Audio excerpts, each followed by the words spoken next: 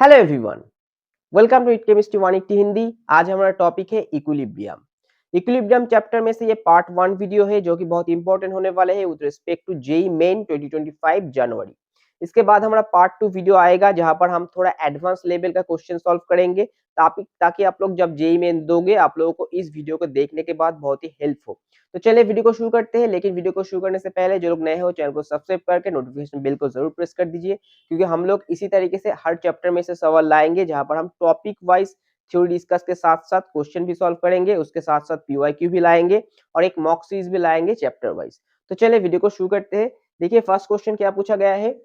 For the reaction 2NOG plus Cl2G, यहाँ से हमें मिल रहा है 2NOClG, Kp is related to KCS, यानी Kp और Kc का रिलेशन पूछा गया है जो कि बहुत ही इंपॉर्टेंट है इक्विलिब्रियम चैप्टर में से। तो देखिए यहाँ पर Kp और Kc का रिलेशन हमें पता है, general relation Kp is equal to Kc into RT whole to the power delta Ng। अब डेल्टा Ng क्या है? डेल्टा Ng है sum of the mole number of gaseous products, जो कि यहाँ पर क्या है 2 है, 2 minus sum of the mole number of gaseous reactants, यहाँ पर है 2 और यहाँ पर है 1, यानी 2 प्लस 1। तो यहाँ पर आ जाएगा 2 माइनस 3 यानी कि माइनस 1। तो यहाँ पर आ जाएगा Kp equal to Kc into RT whole to the power minus 1, यानी Kp will be equal to Kc by RT। तो ये आ जाएगा हमारा Kp और Kc का relation. So option C will be the correct answer. Next, Kc for the reaction N2 plus 3H2 हमें मिल रहा है 2 अमोनिया इस K, ये गिवन है। इस रिएक्शन के लिए Kc K बोला गया है, तो Kc का वैल्यू हमें फाइंड करना होगा। इस रिएक्शन को रिवर्स कर दिया। तो चलिए यहाँ पर देखते हैं, N2 प्लस 3H2, यहाँ पर मिल रहा है 2 अमोनिया, तो यहाँ पर Kc will be equal to ammonia square divide by N2 into H2 to the power 3, ये बताया गया है K। अब किस रिएक्शन के लिए पूछा गया है? रिवर्स रिएक्शन, यानी 2 अमोनिया, यहां से मिल रहा है N2 प्लस 3H2। तो यहाँ पर हमारा मान के चलिए Kc प्राइम, तो Kc prime will be N2 into H2 to the power 3 divide by NH3 to the power 2। तो यहाँ पर आ जाएगा 1 बाई Kc। आप लोग देख सकते हो, इसको अगर हम डिवाइड कर देंगे 1 बाई कर देंगे तो ये नीचे आ जाएगा, तो 1 बाई Kc यानी 1 by K। So option C will be the correct answer. Next, predict the effect of increased pressure, यानी प्रेशर को हम लोग इंक्रीज कर रहे हैं यहाँ पर on the following reaction equilibrium. ये रिएक्शन इक्विलिब्रियम देखिए, तो इक्विलिब्रियम किस तरफ जाएगा? ऑप्शन है, चारों ऑप्शन है। Equilibrium shift to the right, equilibrium shift to the left, no effect of equilibrium, reaction stop. तो हमें रिएक्शन दिया गया है 2SO2 गैसियस स्टेट में है प्लस O2 गैसियस स्टेट में है, और मिल रहा है 2SO3 गैसियस स्टेट में। तो यहाँ पर देख सकते हैं आप लोग, मोल नंबर कितना है? यहाँ पर रिएक्टेंट की तरफ मोल नंबर है हमारा यहाँ पर 2 और यहाँ पर 1 यानी 3, और यहाँ पर प्रोडक्ट की तरफ मोल नंबर है 2। तो जिस तरफ मोल नंबर ज्यादा होगा उस तरफ प्रेशर भी ज्यादा होगा, यानी pressure of reactant is greater than pressure of product. अब लाशाटेलर प्रिंसिपल बताया गया है कि जिस तरफ हमारा जहां पर भी हम लोग प्रेशर इंक्रीज करेंगे तो रिएक्शन उस तरफ ही जाएगा जहां पर प्रेशर डिक्रीज होगा। लाशाटेलर प्रिंसिपल क्या पूछा गया है, सॉरी, लाशाटेलर प्रिंसिपल में क्या बताया गया है कि हम लोगों का जो इक्विलिब्रियम होता है वो जिस जिस फैक्टर पे डिपेंड करता है, अगर उस फैक्टर को हम अगर अल्टरनेट करेंगे तो इक्विलिब्रियम उस तरफ शिफ्ट होगा जहां पर उसका इफेक्ट जो है एलिमिनेट हो जाएगा। तो हमें यहाँ पर क्या मिल रहा है? इंक्रीज प्रेशर, प्रेशर इंक्रीज हो रहा है, तो किस तरफ जाएगा? जहां पर प्रेशर डिक्रीज हो रहा है। देखिए राइट साइड में प्रेशर डिक्रीज हो रहा है क्योंकि मोल नंबर डिक्रीज हो रहा है। तो अगर हम प्रेशर को इंक्रीज करेंगे तो इक्विलिब्रियम ज्यादा से ज्यादा SO3 की तरफ यानी प्रोडक्ट की तरफ जाएगा, यानी equilibrium will shift to the right side. तो option A will be the correct answer. तो इसके बाद का जो हमारा टॉपिक है उसका हम अगले पोर्शन में करेंगे। तो रेस्ट ऑफ द टॉपिक में से कुछ सवाल मैं लाया हूँ। देखिए क्या पूछा गया है, the conjugate base of H2PO4 minus. तो कंजुगेट बेस निकालने के लिए हमें क्या करना होगा?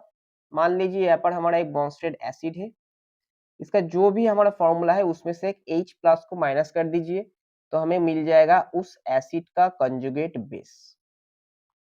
तो यहाँ पर हमें क्या पूछा गया है, H2PO4 माइनस, तो H2PO4 माइनस इसमें से एक H प्लस निकाल दीजिए तो एक H कम हो गया तो आ गया हमारा एक H, यहाँ पर था 2H PO4, अब हमने प्लस निकाला तो यहाँ पर एक माइनस और आ जाएगा तो HPO4 2 minus, option D will be the correct answer. The strongest base among the following is, तो स्ट्रॉन्गेस्ट बेस यानी ये सारे हमारा क्या है, कंजुगेट बेस है किसी भी एसिड का, रिस्पेक्टिव एसिड्स का। अगर ये यहाँ पर हमें कंजुगेट बेस का में से स्ट्रॉन्गेस्ट कौन है ये निकालना है तो सबसे पहले ये इन लोगों का करस्पॉन्डिंग एसिड निकालना होगा। तो HCl है इसका करस्पॉन्डिंग एसिड, इसका करस्पॉन्डिंग एसिड है एसिटिक एसिड, इसका करस्पॉन्डिंग एसिड है H2SO4, इसका है HNO3। तो आप लोग जानते हैं कि कंजुगेट बेस हमें कैसे मिलता है, अगर एसिड में से H प्लस निकल जाए। तो अगर यहाँ पर हमें स्ट्रॉन्ग एसिड देखने को मिलेगा तो ये ज्यादा से ज्यादा H प्लस रिलीज करना चाहेगा, तो कंजुगेट बेस जो होगा वो H प्लस को एक्सेप्ट नहीं करना चाहेगा। तो स्ट्रॉन्ग एसिड का कंजुगेट बेस हमारा हमेशा क्या होगा, वीक कंजुगेट बेस हो जाएगा। रिवर्सली अगर वीक एसिड होगा तो वीक एसिड मतलब वो H प्लस छोड़ना नहीं चाहेगा, यानी कि जो कोई कंजुगेट बेस होगा वो ज्यादा से ज्यादा H प्लस को एब्जॉर्ब करके एसिड में कन्वर्ट होना चाहेगा, तो उसका आ जाएगा हमारा स्ट्रॉन्ग कंजुगेट बेस।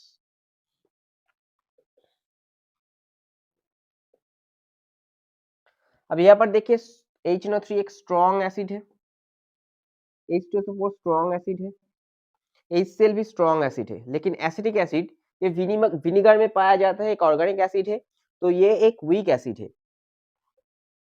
तो ये वीक एसिड है तो इसका जो बेस होगा वो क्या हो जाएगा, स्ट्रॉन्ग कंजुगेट बेस हो जाएगा। So option B will be the correct answer.